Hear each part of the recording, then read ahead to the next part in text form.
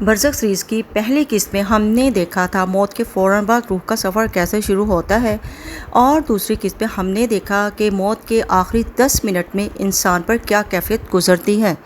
ذرا آنکھیں بند کیجیے اور تصور کیجیے جب انسان کا سارا خاندان، اس کے پیارے دوست اس کے اپنے ہاتھوں سے اندھیری اور تنگ قبر میں اتار کر اوپر مٹی ڈال دیتے ہیں اور سب کے سب اپنے گھروں کو لوٹ جاتے ہیں، تو اس کے بعد قبر کی وہ پہلی رات کیسے گزرتی ہے، اور جب اس اندھیرے میں اچانک منکر نکیر نازل ہوتے ہیں تو میت کی روح پر کیا بیتتی ہے۔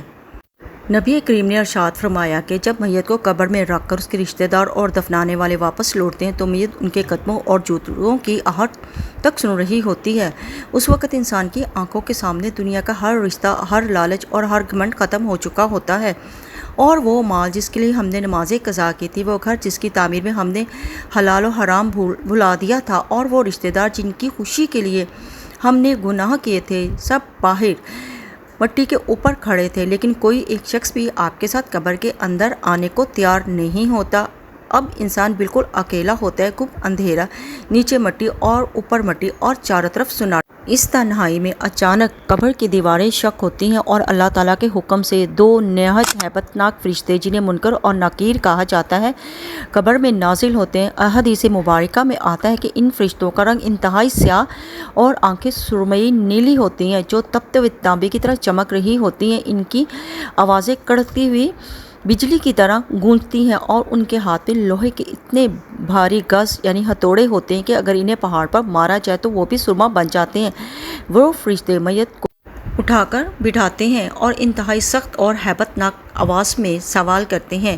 ان کے سوال دین، عقیدے اور اس ہستی کے بارے میں ہوتے ہیں، رسول پاک صلی اللہ علیہ وآلہ وسلم کے بارے میں جس انسان نے دنیا میں اپنے رب کو پہچانا، دین اسلام پر عمل کیا، نبی کریم کی سنتوں کو اپنایا، اللہ تعالیٰ اس کی زبان کو ثابت قدم کر دیتا ہے اور وہ بلا خوف جواب دیتا ہے کہ ہمارا رب کون ہے، ہمارا دین کیا ہے اور ہمارے نبی کون تھے۔ لیکن جس نے زندگی گناہوں میں گزاری ہوتی ہے وہ ان فرشتوں کو خوفناک روپ میں دیکھ کر کانپ اٹھتا ہے اور کہتا ہے میں کچھ نہیں جانتا اور نہ ہی مجھے اس بارے میں پتہ ہے۔ سوال و جواب کا یہ مرحلہ مکمل ہونے کے فوراً بعد قبر کا وہ معاملہ شروع ہوتا ہے جس سے دنیا کو کوئی انسان نہیں بچ سکتا، چاہے وہ کتنا ہی نیک کیوں نہ ہو۔ مسند احمد میں صحیح سند کے ساتھ روایت ہے کہ قبر انسان کو ایک بار زور سے دبوچتی ہے۔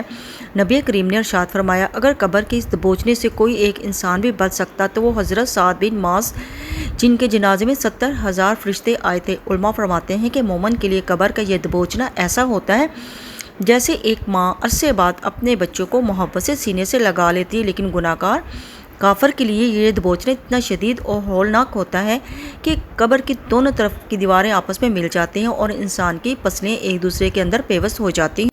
اس کے بعد قبر میں انسان کے اعمال ایک الگ مجسم شکل اختیار کر کے سامنے آتے ہیں۔ اگر میت مومن ہو تو اس کے پاس ایک انتہائی خوبصورت چہرے والے نورانی اور خوشبودار کپڑوں میں ملبوس شخص آتا ہے۔ مومن پوچھتا ہے تم کون ہو؟ تمہارا چہرہ تو خیر اور برکت کی خبر دے رہا ہے۔ وہ جواب دیتا ہے میں تمہارا نیک عمل ہوں جو تم دنیا میں نمازیں پڑھتے تھے، قرآن کی تلاوت کرتے تھے، صدقہ دیتے تھے، آج میں تمہاری قبر میں تمہارا ساتھی بن کر آیا ہوں۔ پھر اس کے لیے جنت کی طرف ایک کھڑکی کھول دی جاتی ہے جہاں سے جنت کی ٹھنڈی اور خوشبودار ہوا آتی رہتی ہے اور اس کی قبر کو 70 گز تک کشادہ کر دیا جاتا ہے۔ مومن خوشی میں دعا کرتا ہے یا رب جلد قیامت فرماتا ہے کہ میں اپنے گھر والوں سے مل سکوں۔ برعکس اس کے گناہ گار کے پاس ایک بدصورت، بدبودار اور خوفناک انسان آتا ہے جو اس کا برا عمل ہوتا ہے اور اس کے لیے جہنم کا دروازہ کھول دیا جاتا ہے جس کی تپش اور آگ کی بو سے وہ چیخ اٹھتا ہے اور دعا کرتا ہے یا اللہ قیامت قائم نہ کرنا۔ علماء کرام نے بیان کیا ہے قبر کے سوالات کے وقت بھی اللہ تعالیٰ اپنے سچے بندوں کو ثابت قدم رکھتا ہے۔ سوچئے اگر آج ہمیں یہ معلوم ہو جائے کہ ہماری زندگی کا آخری دن قریب ہے تو کیا ہم اپنے اعمال سے مطمئن ہوں گے؟ کیا ہماری نمازیں ہمارے ساتھ ہوں گی؟ کیا ہماری توبہ قبول ہو چکی ہوگی؟ کیا ہم نے اپنے والدین کے حقوق ادا کیے ہوں گے؟ کیا ہم نے لوگوں کو معاف کیا ہوگا؟ یہ سوال آج سوچنے چاہیے کیونکہ قبر میں تیاری کا موقع نہیں ملے گا، تیاری صرف دنیا میں ہوتی ہے۔ اس لیے رسول پاک صلی اللہ علیہ وآلہ وسلم اکثر اللہ تعالیٰ سے دعا مانگا کرتے تھے کہ اللہ انہیں قبر کے عذاب سے محفوظ رکھے۔ یہ ہمیں بھی سکھاتا ہے کہ ہمیں ہر روز اپنے اعمال کو بہتر کریں اور استغفار کریں۔ قبر کی یہ پہلی رات ہم میں سے ہر ایک پر آنے والی ہے۔ آج جب تک سانسیں چل رہی ہیں ہمارے پاس موقع ہے کہ ہم اپنے گناہوں کی معافی مانگیں اور اپنی قبر کو روشن کرنے کی تیاری کریں۔ ایسا مسلم اس ویڈیو کو آپ ضرور شیئر کیجیے گا کیونکہ یہ آپ کے لیے صدقہ جاریہ ہوگی۔ قبر کی پہلی رات کا امتحان تو شروع ہو گیا، لیکن اس کے بعد کیا ہوتا ہے؟ کیا انسان کی روح قبر میں رہتی ہے؟ کیا وہ گھر والوں کو دیکھ سکتی ہے؟ اور برزخ کی کیا حقیقت ہے؟ انشاءاللہ یہ ہماری اگلی قسط میں آپ قرآن اور حدیث کی روشنی میں ضرور جانیں گے۔